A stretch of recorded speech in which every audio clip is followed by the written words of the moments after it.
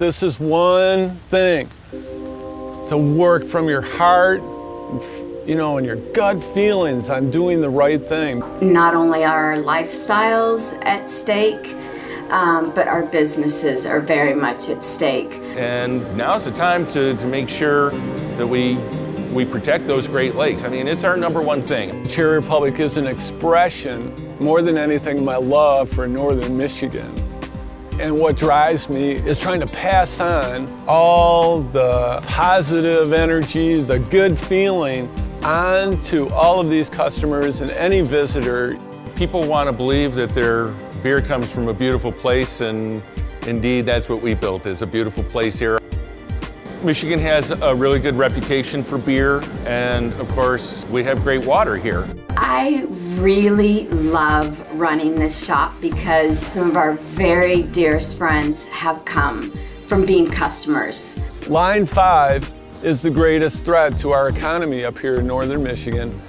I know people come up here for Lake Michigan, and while they're visiting the beaches and swimming in the lake, they'll take a break and they will come and shop here, and we're very happy for that. $1 out of every shirt that we sell goes to Stop Line 5. But I know that their number one reason that they're coming here is for this pristine Great Lake. The Great Lakes not only just feed our souls, I have been craving water all summer. And provide us with all of what we personally love to do. There's a perception amongst the public, if they believe that Lake Michigan's been contaminated with oil and your beer is made with Lake Michigan water, nobody's going to want to drink your beer. And to put any risk to that, with the hundreds of thousands of people depend on that lake, for their income and livelihood, this tourism industry would be really thrown in a tailspin.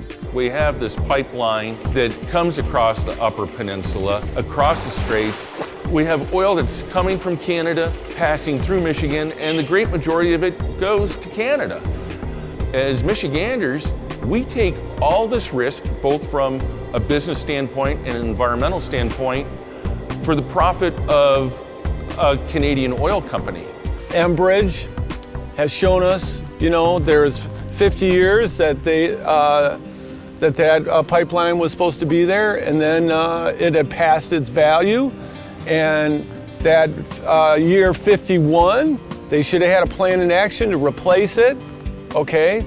They didn't. They're riding on decrepit old pipeline. They have lost the right, to have that pipeline. And when people talk about if it will break, it's not if, it's a matter of when. There are a number of breweries that are now involved in the Line 5 issue that have signed up for the Great Lakes Business Network. The Great Lakes Business Network gives us all a voice to try to help the governor see it from the economic standpoint of how important the lake is, the health of the lake.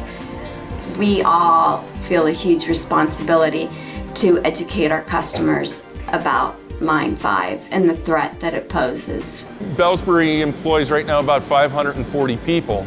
Cherry Republic employs 300 employees. We are a family-run, owned, and operated business, and I have 3 kids that work here.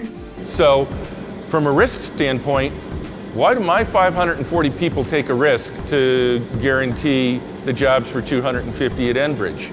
Somebody needs to explain that to me, why their jobs are more important than ours, and we're a Michigan-based company.